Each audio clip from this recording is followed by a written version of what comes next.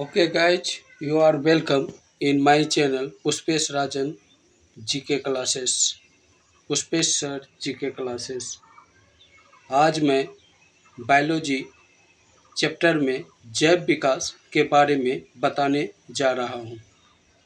तो जैव विकास यानी कि जीवों का विकास कैसे हुआ, खास करके मानव के विकास के बारे में आज मैं जानूँगा।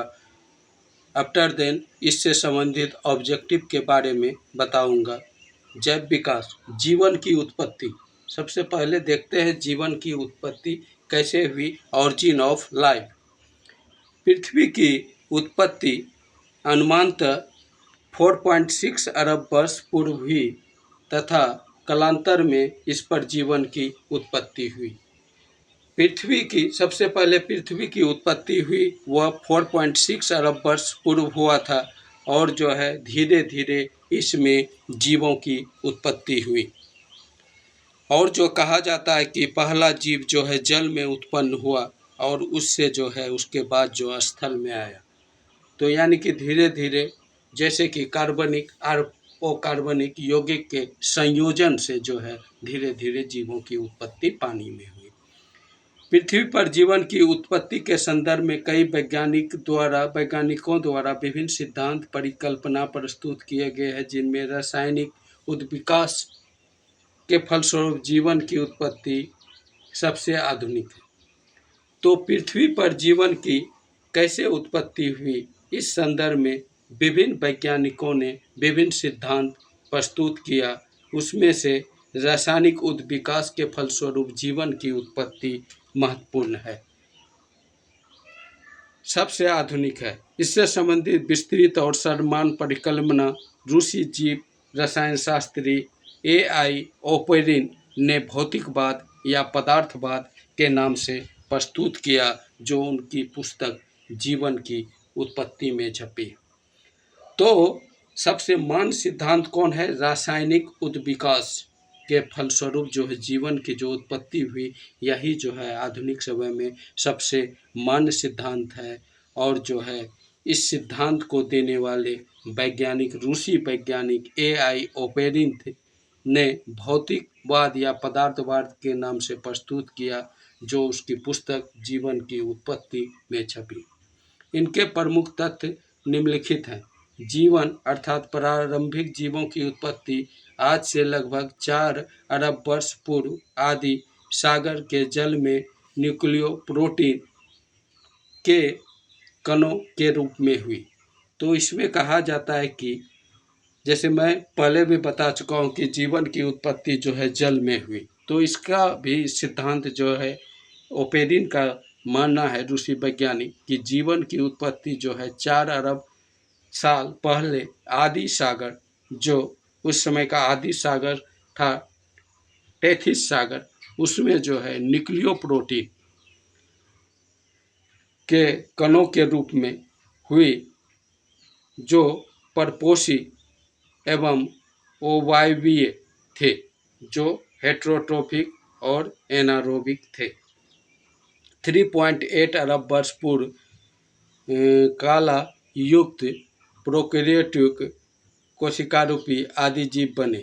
उसके बाद 3.8 अरब वर्ष पूर्व जो है प्रोकैरियोटिक जो है कोशिकारूपी आदि रूप जीव बने, यानी कि प्रोकैरियोटिक 1 सेल का जो है जीव बना, और जो है जिसमें पहले परपोषण बाद में स्वपोषण प्रारंभ हुआ। पहले परपोषण बाद में स्वपोषण यानी ऑटोट्रोपिक न्यूट्रिशन। स्वपोषी पहले पैरासाइटिक था, फिर है ऑटोट्रोपिक। ठीक है। स्वपेशी आदि जीव वर्तमान में नीले हरे शैवाल जैसे थे, और स्वपोषी यानी कि ऑटोट्रोपिक वह जो है वर्तमान जीव ब्लू ग्रीन अलगी जैसे थे। लगभग 2 अरब वर्ष पूर्व यूकेरियोटिक कोशिका की उत्पत्ति हुई। पहले किस कोशिका की? प्रोकैरियोटिक हुई थी, और जो है बाद में जो है 2 अरब वर्ष पहले यूकेरियोटिक कोशिका की उत्पत्ति हुई, जिससे वर्तमान जीव जगत के सारे जीव बने हैं। और जो है यूकेरियोटिक यानी बहुकोशिकीय, पहले प्रोकैरियोटिक हुआ, एक कोशिकीय बाद में यूकेरियोटिक यानी बहुकोशिकीय जीवों की उत्पत्ति हुई, जो वर्तमान में अधिकांश जीव जो है वो जो है यूकेरियोटिक यानी कि बहुकोशिकीय है। जैव विकास की मौलिक परिकल्पना एवं सिद्धांत। अब जैव विकास के मौलिक परिकल्पना क्या है और उससे संबंधित सिद्धांत क्या है।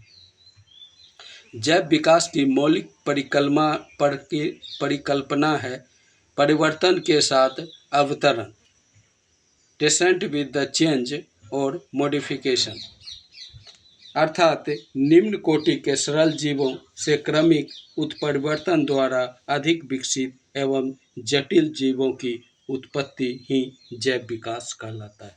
यह जैव विकास क्या है, इसमें जो है निम्न कोटि का जीव धीरे धीरे विकास करते हुए क्रमिक उसमें परिवर्तन आता है और धीरे धीरे जो है यह सरल जीव विकसित और जटिल जीव में रूपांतरित हो जाता है। Lamarck, Charles Darwin, Hugo de bridge आदि वैज्ञानिक ने ठोस प्रमाण के आधार पर जैव विकास की विस्तृत व्याख्या प्रस्तुत कर अपने सिद्धांत दिए। और जैव विकास का सिद्धांत जो है लेमार्क, चार्ल्स डार्विन और ह्यूगो डी ब्रिज ने जो है ठोस वैज्ञानिक प्रमाण के आधार पर जो है इस सिद्धांत को, जैव विकास के सिद्धांत को प्रस्तुत किया। यानी कि जैव विकास जो है सरल जीवों से जटिल जीव बनने की प्रक्रिया है। और इस संदर्भ में पहला सिद्धांत लेमार्कवाद का आया। जैव विकास परिकल्पना पर पहला तर्कसंगत सिद्धांत फ्रांसीसी जीव वैज्ञानिक जीन बैप्टिस्ट डी लेमार्क ने प्रस्तुत किया। और जैव विकास का पहले तार्किक सिद्धांत जो है फ्रांस के जीव वैज्ञानिक डी लेमार्क ने प्रस्तुत किया, जो 1809 ईस्वी में उनकी पुस्तक फिलोसफी जूलॉजिक में छपा। और जो है उसका यह सिद्धांत जो है 1809 में जो है फिलोसफी जूलॉजिक में छपा। इसे लेमार्क का सिद्धांत या लेमार्कवाद कहते हैं। और जो है उस सिद्धांत को लेमार्कवाद कहते हैं। और इसमें जो है मूल धारणाएं यह है बड़े होने की प्रवृत्ति। और जो है जीव क्या होता है, जन्म लेता है, धीरे धीरे वह जो है बड़ा होता है। वातावरण का सीधा प्रभाव, और जीवों पर जो है वातावरण का सीधा प्रभाव पड़ता है और वातावरण के अनुसार अपने आप को वो बदलते रहता है। अंगों के उपयोग या अनुपयोग का प्रभाव, इसमें क्या है, जिस अंग का जो है अधिक उपयोग होता है वह सुदृढ़ और मजबूत होता है, और जिसका अनुपयोग होता है वह धीरे धीरे विलुप्त हो जाता है। जैसे कहा जाता है कि सांप में पहले पैर होता था, लेकिन पैर का उपयोग नहीं करने के कारण धीरे धीरे वह विलुप्त हो गया। आज जो है उसको पैर नहीं होता है। उपार्जित लक्षणों की वंशानुगति, और जो है जो लक्षण जो अपने जन्म काल में उपार्जित किया गया उसको दूसरे पीढ़ी में ट्रांसमिट किया जाता है, और इस तरह से दूसरा पीढ़ी भी उपार्जित लक्षण को तीसरे पीढ़ी में इस तरह से जो है क्रमिक जो है लक्षणों को ट्रांसमिट दूसरे पीढ़ी में करने के दौरान कुछ पीढ़ी के बाद बिल्कुल ही नए जीवों की उत्पत्ति हो जाती है। यह जैव विकास का जो है लेमार्कवाद का सिद्धांत था। अब जो है इससे संबंधित और जो है बातें जो है ओके गाइज, लेमार्कवाद के उपार्जित लक्षणों की आनुवांशिकी के बाद अब मैं उससे आगे देख रहा हूँ।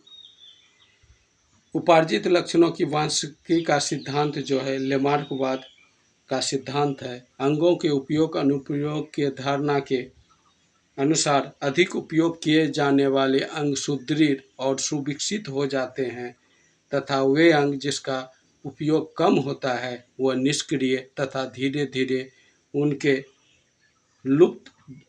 विलुप्त हो जाते हैं। उदाहरणतः जिराफ की गर्दन का लंबा होना तथा सर्पों में टांगों का अभाव, यह जो है उपार्जित लक्षणों की वंशानुगति का उदाहरण है। जैसे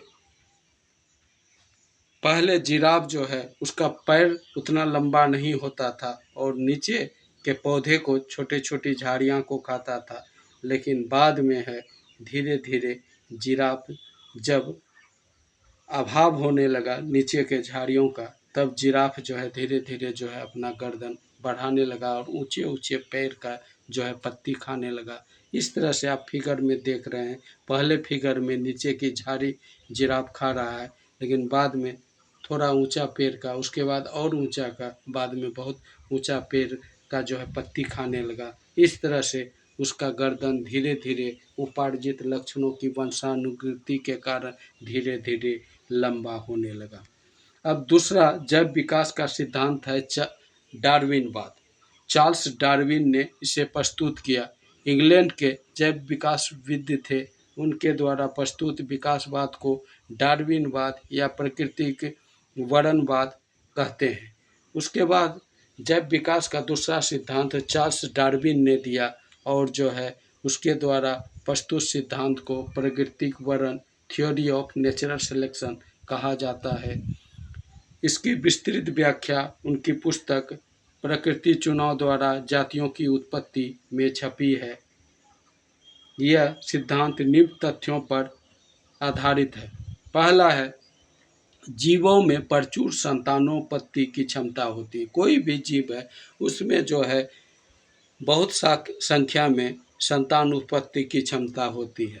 और जीवन संघर्ष, और जब बहुत सारा संतान हो जाता है उसको भोजन के लिए, आवास के लिए उनके बीच जो है जीवन संघर्ष स्टार्ट होता है और उसमें जो है विविधता उनकी वंशानुगति, और जो सफल होता है उसमें जो है शरीर में अनेक जो है विविधता हो जाती हैं, अनेक तरह का लक्षण आ जाता है और उस विविधता का जो है सफल जीवों के विविधता का जो है वंशानुगति दूसरे पीढ़ी में होता है और इस तरह से जो है सर्वाइवल ऑफ द फिटेस्ट जो सबसे उपयुक्त है उसका जो है प्रकृति चुनाव करता है। इस तरह से नए जाति की उत्पत्ति होती है।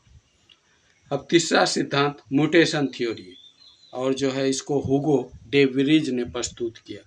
जैव विकास का उत्पत्ति सिद्धांत हॉलैंड के पादप शास्त्री हुगो डे व्रीज ने दिया। उन्होंने अपना प्रयोग संध्या प्रिमोज अर्थात एनोथेरा लेमार्किना नामक पुस्तक में किया।